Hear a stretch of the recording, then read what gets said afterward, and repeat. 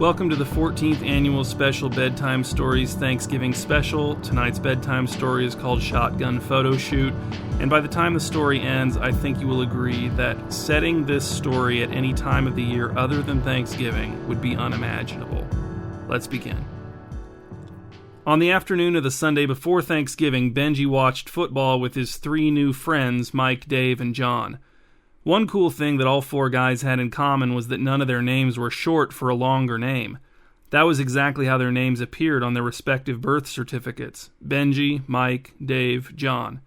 They were also all 43 years old. They all had wives, they all had one daughter apiece, they all had trimmed beards, and they all wore caps most hours of the day. They gathered at Mike's house a little after noon. His basement TV had the biggest screen. He also had a sectional sofa gigantic enough for each man to sprawl out on his own section. Mike's basement also had a bar, but it wasn't functional because its entire surface was piled with old mail.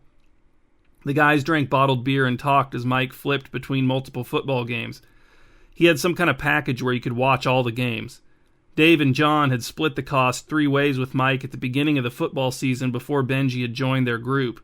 Now Benji was reaping the rewards for free, although he actually didn't care about football. The other guys cared a lot, though. Sometimes they'd get up and shout and high-five each other. Benji tried to join in, but it was hard to match their energy. Mike, Dave, and John had been friends with each other for a long time, since high school. They were Multi-Oak natives, whereas Benji had only moved to town with his family a year ago. He had met Mike at work. They had slowly developed an on-the-clock friendship, and it had recently evolved into an off-the-clock friendship, and then Benji met Dave and John through Mike. Mike's friend group absorbed Benji with very few complications, but it was inevitable that Benji would sometimes feel like an outsider. Or if not an outsider, then at least that he would feel like he was struggling to catch up, or that he never would catch up. Today, for example, Mike, Dave, and John were wearing thematically linked shirts. Benji didn't get the impression that they'd coordinated the shirts, but that was just how synced up they were. They all independently chose to wear thematically linked shirts on the same day. Mike's shirt said, "I'm her father, any questions?" and this message was accompanied by a picture of a shotgun. Dave's shirt said, "I have a pretty daughter. I also have a shotgun, a shovel, and an alibi." It also featured an image of a shotgun. John's shirt said, "Any young man who intends to date my daughter should be aware of the fact that I own a shotgun and I'm prepared to use it. And one more thing, it's loaded. And if you're wondering if I'm a good shot with it, I guess you should ask the last guy who brought my daughter home after 10 o'clock p.m. Oh wait, you can't. Why not? Well, in case you haven't heard, the dead don't speak." With all that text, there was no room on the shirt for a picture of a shotgun or anything else. In fact, half of the shirt's message was printed on the back, so John had to turn around so Benji could finish reading it. Benji's shirt was plain gray. "Isn't your daughter only 7? asked Benji. "Yeah," said John, plopping back into his section of the sofa, "but the shirt'll last until she's old enough to date. Which for her will be when she's 30. This got a big laugh from everyone. "My daughter can date when she's 33, said Dave. This got a mild laugh. 33 wasn't enough of a heightening from 30. Mike took a shot at it. "My daughter can date when she's 50. He took a pull from his beer bottle. The laughs remained mild. The joke wasn't improving. "Check this out," said Dave. He leaned over from his section of the sofa to show Benji his phone. On the screen was a picture of Dave standing between his teenage daughter and a scrawny teenage boy. The teens were in formal clothes while Dave was holding a shotgun and scowling. "Ha ha," said Benji. "That was before they went to prom last spring," said Dave, "and let me tell you, this kid had my daughter home 45 minutes early." "Check this out," said Mike, leaning in from the other side and holding his phone out for Benji to see. "I posted this online and everyone loved it." The picture was Mike standing between his teenage daughter and a date. Mike was also holding a shotgun, but he wasn't scowling, he was grinning. The teens were visibly annoyed. "Wow," said Benji, "and this is legal?" "Sure," said John, "why wouldn't it be? Check this out." He stood and walked over to Benji, showing him his phone screen. In the picture, John brandished a shotgun. He was flanked by 2 confused-looking children, one of whom was his daughter. "Who's that other kid?" asked Benji. "Oh, that?" said John, looking at the screen as if to refresh his memory. "That's my nephew. He's just pretending to be a date for my daughter for the sake of the picture." "I thought you guys said your daughters couldn't date until they were 30, 33, and 50, said Benji. "Aren't those pictures of them going on dates?" His daughter was a teenager and she had a newish boyfriend, but Benji didn't want to embarrass himself by revealing parenting approaches his new friends wouldn't approve of. "We're just joking around," said Mike. "My daughter dates, but I have strict rules about who she dates, where they go, how long she can be gone, and so on." "So your shirts are jokes too?" asked Benji. "About the shotguns, I mean?" "No," said Dave with a grave look and a grave tone of voice. "You think we're joking about protecting our daughters?" "We'll do whatever it takes to protect our daughters," said John. "You wouldn't do whatever it took to protect your daughter?" asked Mike. "Of course I would," said Benji. "Well, there you go," said Mike. "Sounds like you should invest in a shotgun." Dave and John chuckled. And the chuckles were knowing chuckles, the implication being that they knew Benji did not already own a shotgun. Which was true, but Benji had never discussed shotgun ownership with them before, so how could they be so confident? For once, Benji was relieved when something happened in the football game on television that made his friends leap around, whooping and fist-pumping. Benji joined in more vigorously than he ever had before. His friends noticed. Their looks were affirmatory, which was good. Benji needed that. That night, Benji's daughter Macy came into the bedroom without knocking while Benji and Lydia were reading in bed. "Don't you ever knock?" asked Lydia. "I thought I did," said Macy. Was she absent-minded, or did she often pretend to be absent-minded to reduce scolding and punishment? Benji didn't know. He couldn't get to the bottom of it. "What do you want?" asked Lydia. She was lying on top of the covers wearing the clothes she'd worn all day. White jeans, an orange and brown flannel shirt, thick hiking socks. She didn't like to change into her pajamas until she was done reading. Benji, on the other hand, didn't like his regular clothes to touch his side of the bed, not even the top of the comforter. If he was on the bed, he was in pajamas.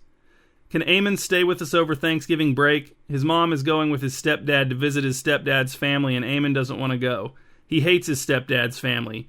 Do you know what they do at their Thanksgiving dinner?" "No," said Lydia. "How would I know that?"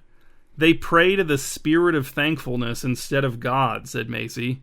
"I'm sure they don't do that," said Lydia. "Yes, they do," said Macy. "Eamon went last year, and that's what they did. They asked the Spirit of Thankfulness to make them thankful all through the year." "They probably asked God to give them the Spirit of Thankfulness all through the year," said Lydia. "That would make more sense." "No," said Macy, "and they also asked the Spirit of Thankfulness to make their enemies get sick, lose all their money, and suffer public humiliation."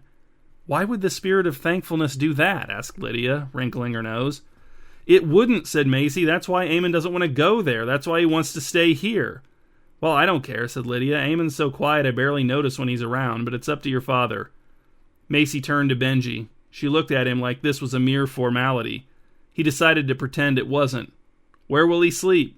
"The guest room," said Macy. It was the obvious answer. "When will he come over?" asked Benji. "Wednesday after school," said Macy. "He'll stay Wednesday night through Sunday morning." Benji felt like he should ask one more question. 3 seemed like the right amount of questions to ask. 3 seemed sufficiently thorough. He was struggling to think of a third, though. Said Benji, "does he have any sleep disorders we should know about?"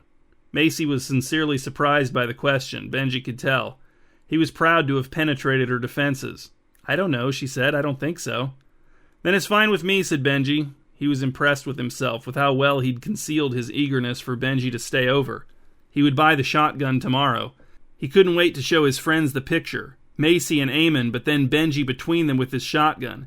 It would be funny, yes, but would also convey a serious message about his willingness to do whatever it took to protect his daughter from the likes of Eamon or anyone.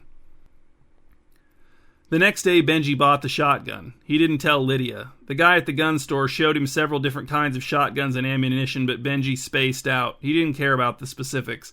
The guy probably upsold him, but whatever. He had a shotgun, he had shotgun shells, and he was delighted.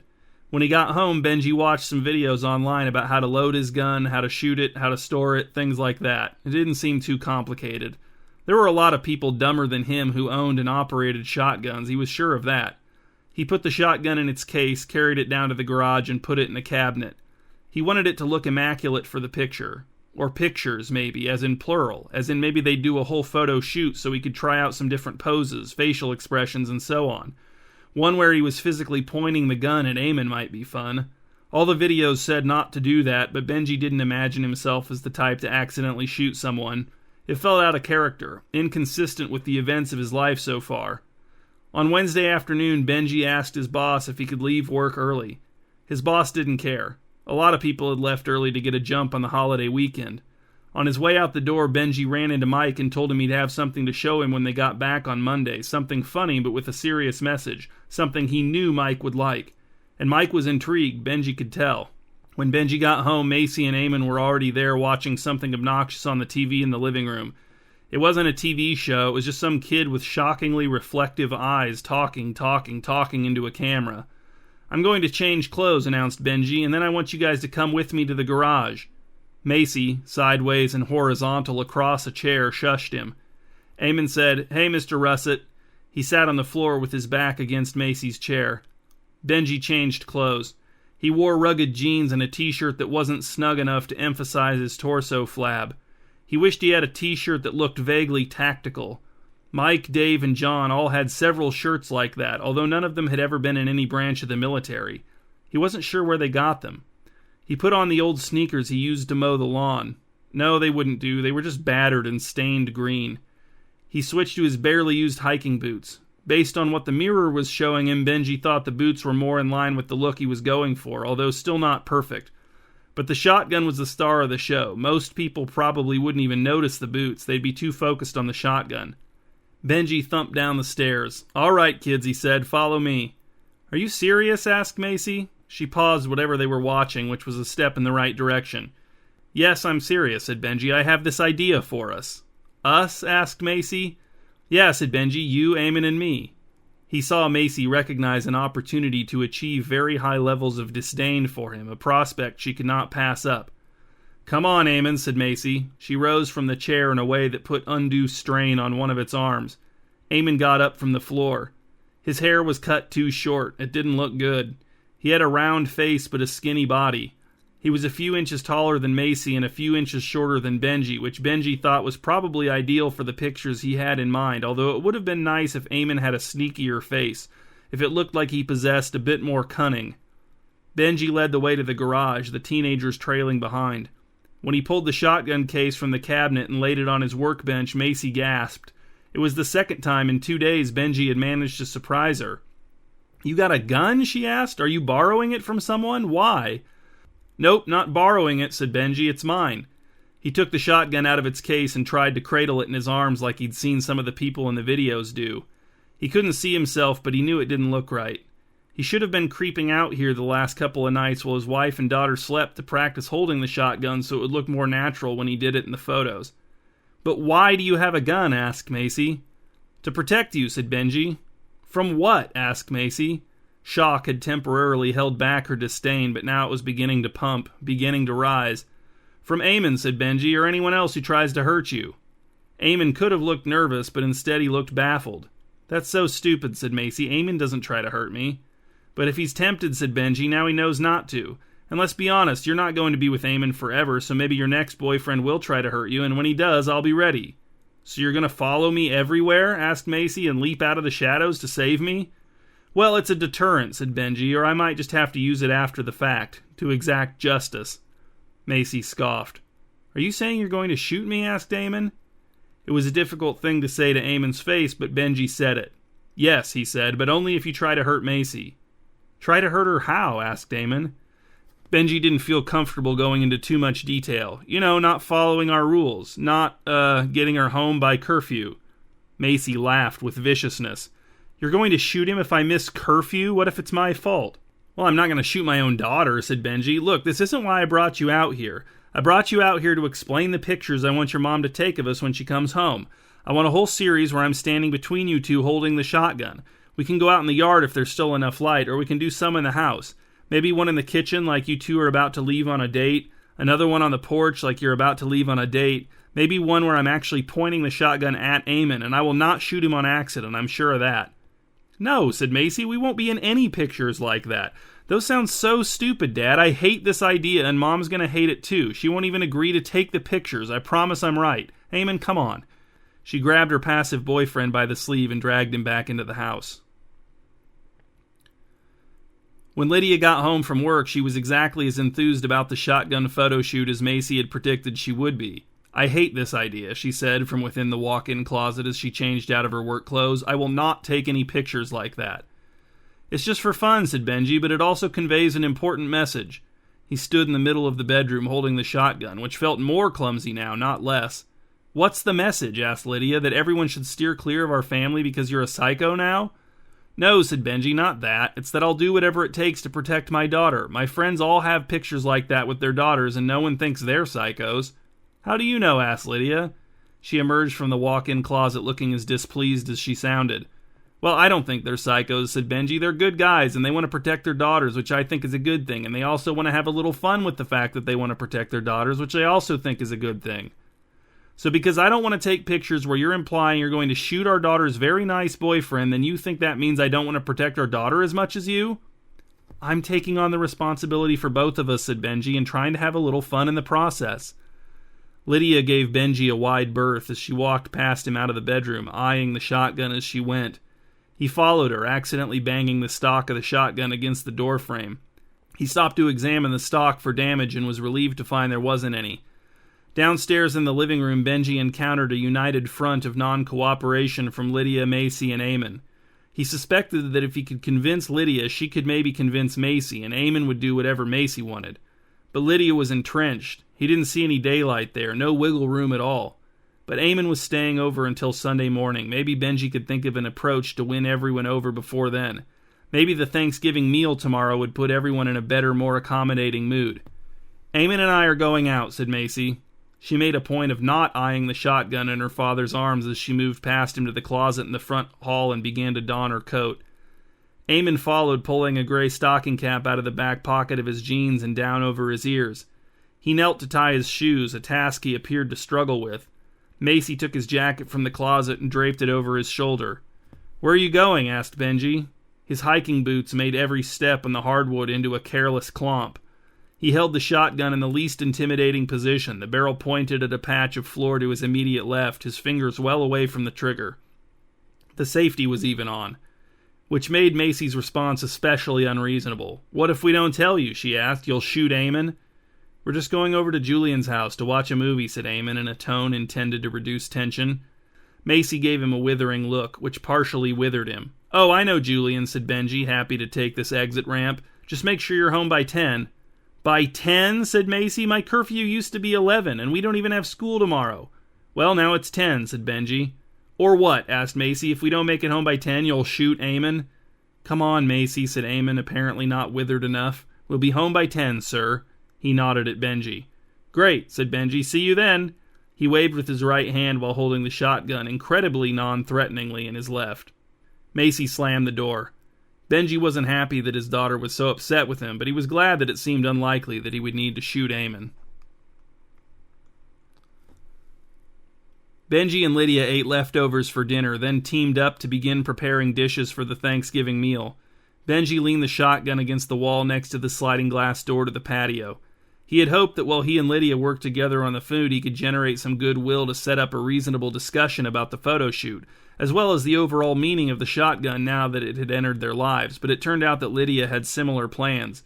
Before he could casually introduce the topic, Lydia casually introduced the topic, but pointed the reasonable discussion in the wrong direction. It took a lot more than Benji would have expected to resist her attempts to turn him back into the non-shotgun-toting version of himself. There was certainly some appeal to the idea. Lydia even pointed out that Benji could keep the shotgun and use it for defense against burglars, for shooting clay pigeons, for the actual hunting of game. But, she said, using the shotgun to threaten nice young men like Eamon was just too weird. In fact, it disturbed her. "That's just because you don't understand how common it is," said Benji. "It's very socially accepted."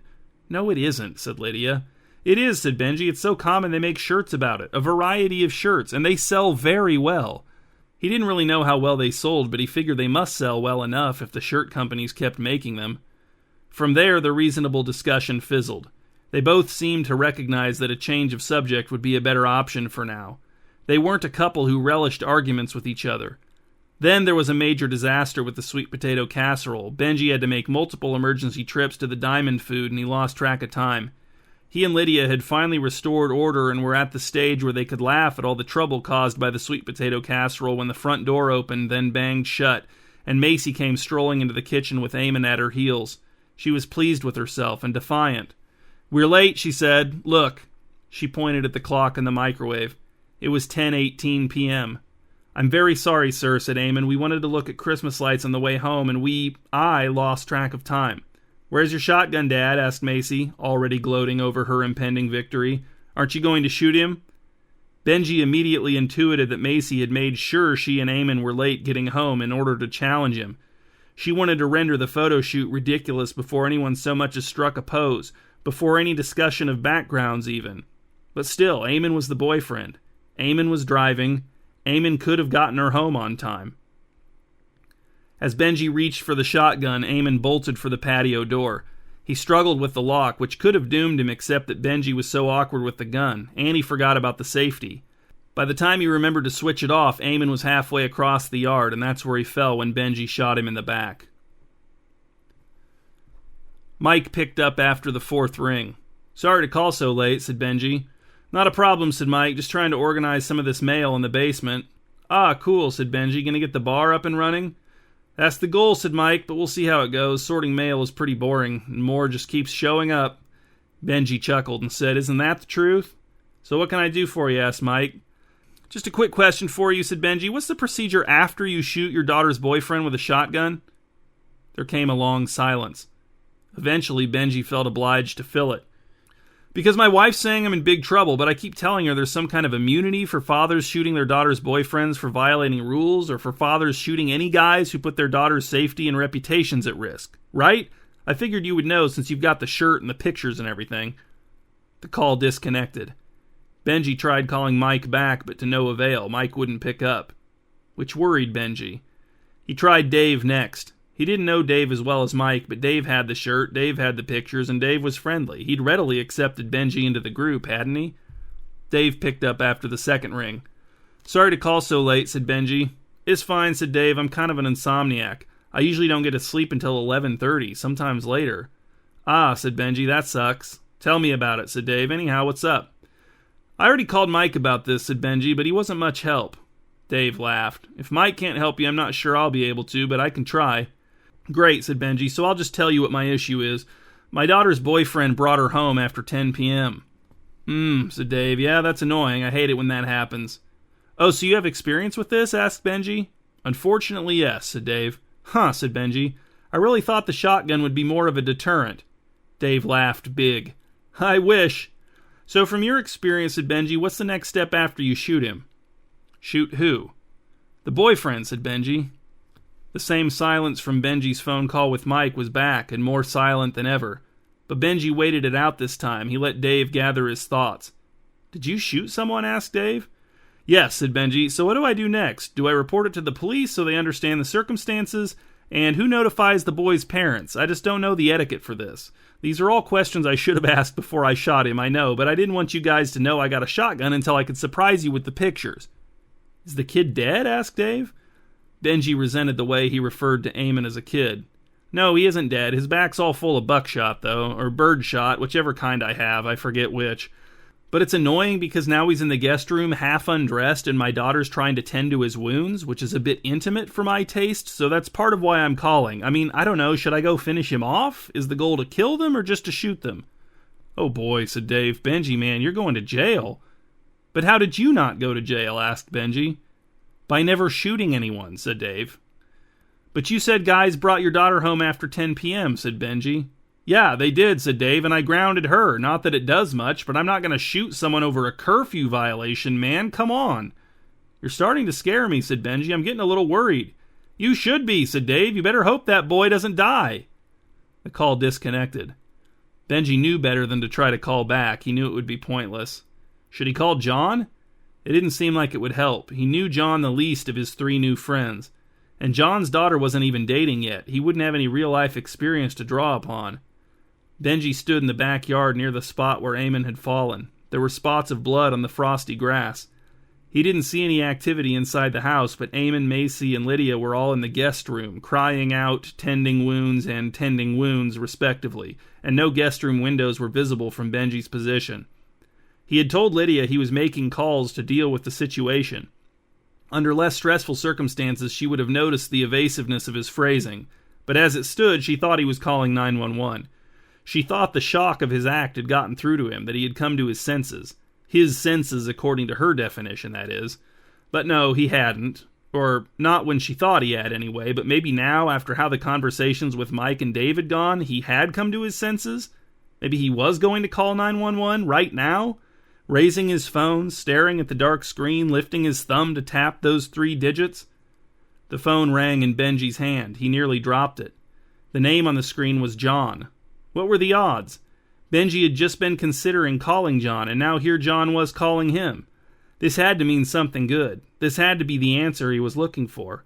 Where Mike and Dave had failed Benji, John was going to save him. Benji answered.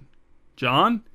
"Tell me it's true," said John, his voice husky with lurking energy. "Tell me you really did it. Those frauds Mike and Dave have been texting me in a panic, and I want to believe it, but I have to hear it from your own lips." "It's true," said Benji. "I did it." "I knew it," said John. "I'm already in the truck on my way over. I'm just a few blocks away. I'll be there in minutes." "You're coming to help me?" asked Benji. "I'm coming to see it," said John, "with my own eyes. I'm coming to be in your presence, man, tonight. The very night it finally actually happened." "But can you get me out of trouble?" asked Benji. "Better," said John. "I can make you a legend. How late did the boyfriend get her home?" 10:18, said Benji. John laughed in exultation, elated, overjoyed. 18 minutes! He laughed again, intoxicated by that number. "Listen, Benji, what are you wearing? You still got the gun handy? You didn't try to dispose of it or anything." "Normal clothes," said Benji. "I've got my hiking boots on. And no, I didn't dispose of the shotgun. I've got it with me right here." He held the shotgun in his right hand, his non-phone hand. It still felt unwieldy. "Perfect," said John. "Change nothing. I've got my camera. Not just my phone camera, but my camera. A real camera for a real event, a monumental occasion. We're going to capture this moment, man. We're going to freeze it, nail it down, keep it forever. You, the gun, the furious daughter. She is furious, right? And the shotgunned boyfriend. Oh yes, in graphic detail. They don't have him too cleaned up yet, do they? Are the bandages ragged, blood-soaked? Never mind, I'll see for myself momentarily. I'm pulling up now. I'm at the curb. I'm getting out of my truck. Come let me in." Benji hung up. A small voice from somewhere within him tried to explain that the photos John proposed would be incriminating, would very likely appear projected on a courtroom screen someday soon, would perhaps play a significant role in the ultimate ruination of Benji's life. But even that voice had to also admit that the pictures would be significant, exceptional, the pinnacle of a genre.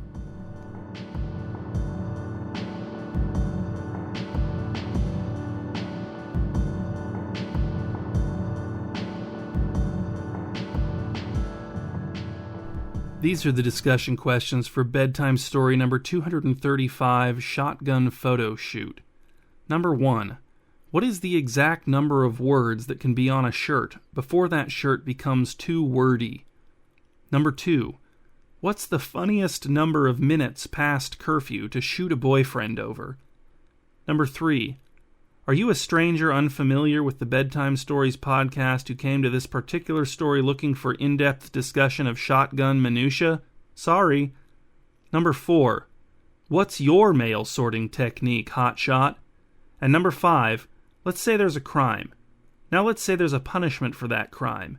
In your opinion, should one be able to say about that punishment for that crime that it, meaning the punishment, fits that crime? Or would it be better, in your opinion, for one to be able to say that the punishment for that crime does not, in fact, fit that crime?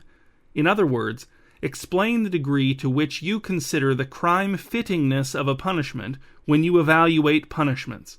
Mention justice.